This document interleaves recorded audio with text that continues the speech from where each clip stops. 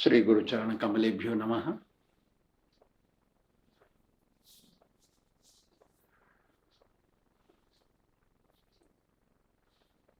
परीक्षित महाराज ने श्री सुखदेव गोस्वामी जी से प्रश्न किया कि हे वेद वेत्ताओं में श्रेष्ठ, जब ब्रह्मा जी ने नारद जी को भगवान के गुणों का वर्णन करने के लिए आदेश दिया,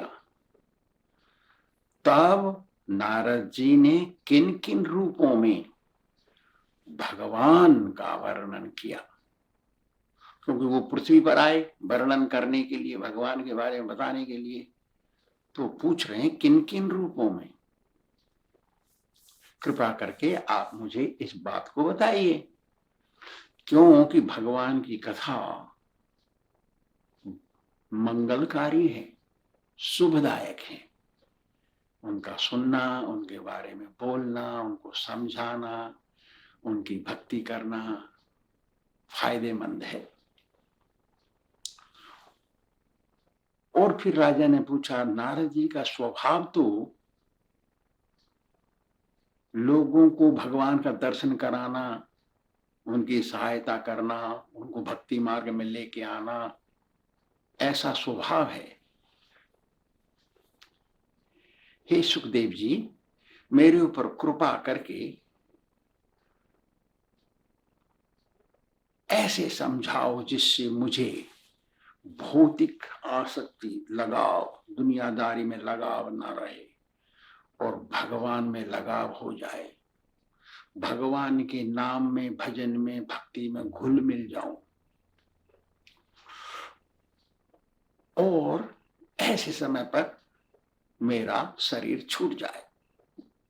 यदि मैं भगवान से लगा हुआ रहूंगा और शरीर छूटेगा तो मैं भगवान के पास जाऊंगा। ऐसा सुनकर सुखदेव जी को तो खुशी हुई। फिर राजा ने कहा, शृण्वत श्रद्धया नित्यम गृणत स्वचेष्टितम काले नाद दीर्घेन भगवान विशते हृदय।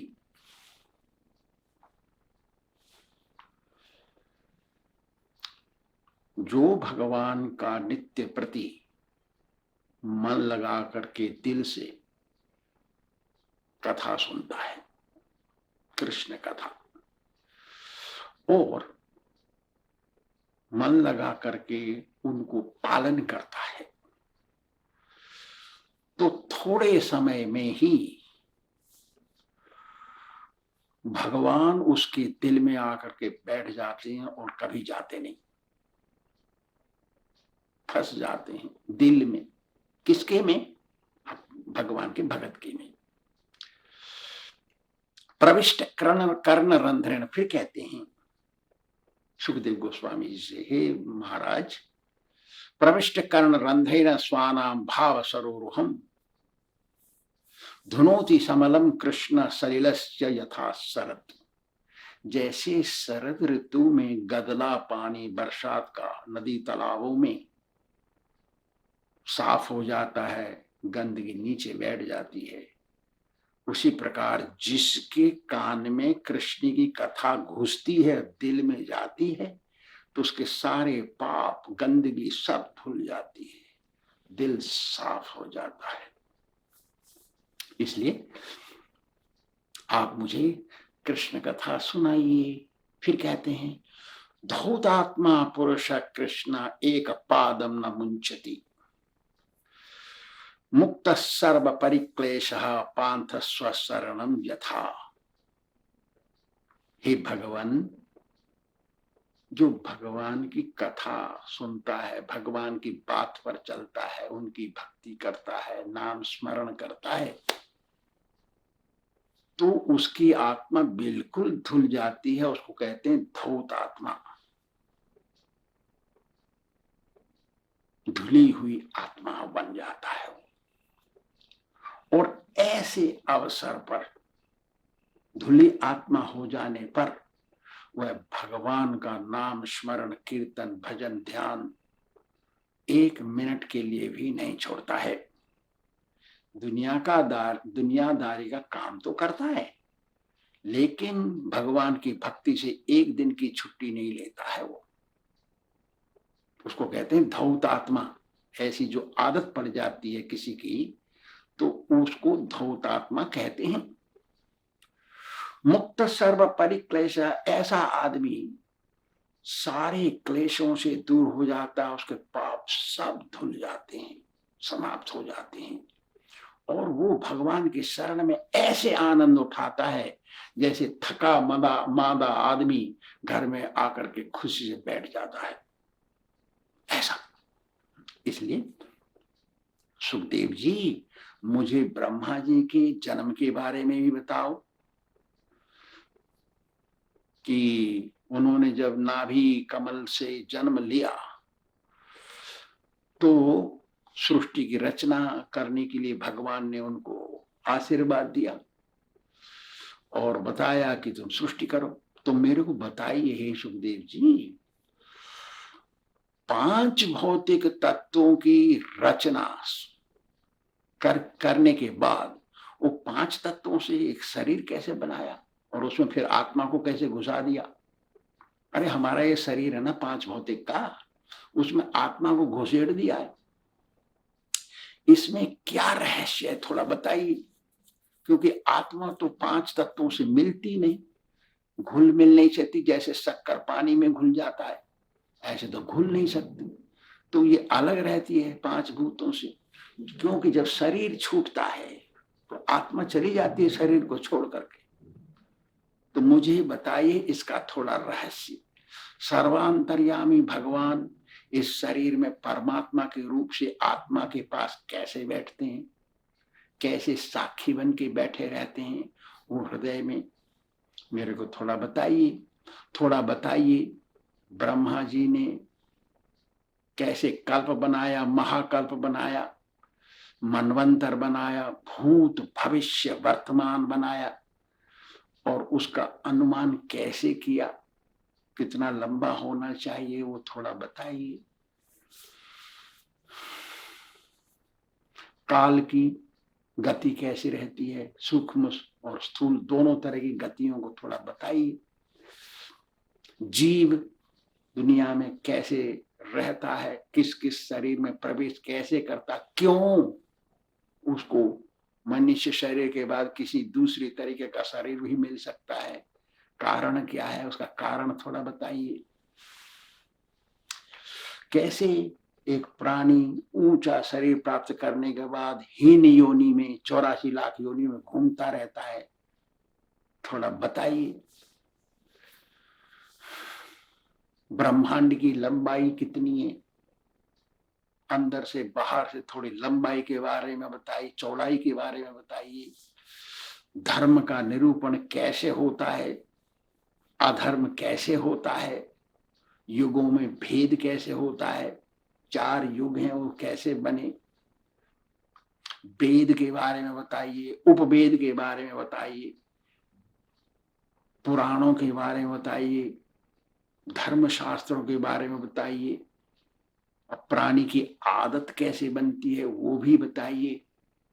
अरे मनुष्य की कोई आदत भी तो होती है, वो कहां से बनती है ये बताइए। साधारण कर्मों के बारे में बताइए, तत्व कितने प्रकार के होते हैं वो भी बताइए। इस प्रकार अनेक प्रकार की बातें पूछी उन्होंने। प्राणों की उत्पत्ति कैसे होती है, प्रलय कैसे होती है, उनका पालन कौन करता है। फिर पूछा ये पाखंड क्या वस्तु है, ये पाखंड शब्द की उत्पत्ति कहां से हुई, ये क्या है, ये कैसे दुनिया पाखंडी बन जा रही है। आत्मा का बंधन और मोक्ष क्या वस्तु है, ये कैसे होता है।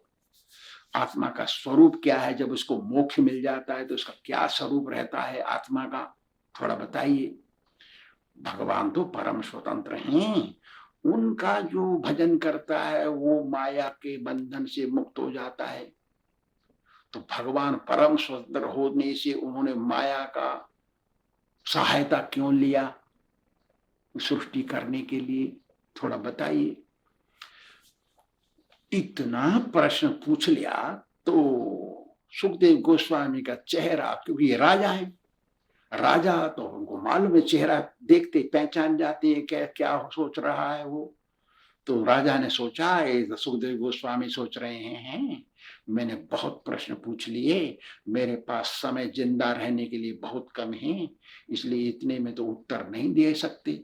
इनको प्यास लगेगी, भूख लगेगी, बाथरूम जाएंगे, स्नान करेंगे, इत्यादि सब के लिए समय चाहिए, सोएंगे, तो समय कहाँ है इतने उत्तर के लिए। तो राजा ने ऐसा सोच करके कि शायद सुखदेव गोस्वामी ऐसा सोच रहे हैं अंदर अंदर, तो ऐसा सोच करके सुखदेव जी से कहा, क्या कहा, नौ में असव परायंती ब्रह्मन मानस आदमी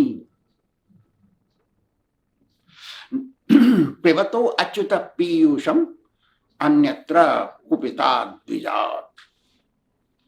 हे ब्राह्मण, मेरी भूख प्यास की बात मत सोचिए, ना तो मुझे भूख है, ना प्यास है, ना नींद है, मुझे कुछ नहीं चाहिए, आप इसकी फिक्र ना करें। मेरी मृत्यु भी निश्चित है, केवल ब्राह्मण के क्रोध करने के कारण जो श्राप लगा है उसको छोड़ करके मुझे कोई नहीं मार सकता।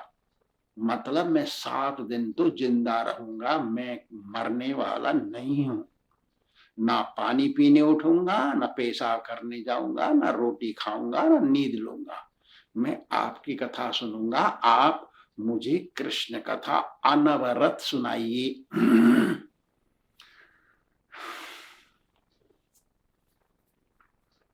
परीक्षित ने ऐसा कहा, सुखदेव गोस्वामी खुश हो गए।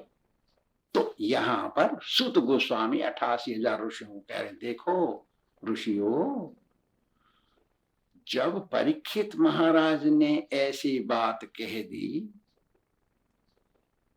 तो सुखदेव गोस्वामी की खुशी का ठिकाना नहीं रहा कि कोई ऐसा एक भगत मुझे मिला है जो कृष्ण कथा के बारे में अनवरत सुनना चाहता है। उसको ना तो भूख लगी ना प्यास। तो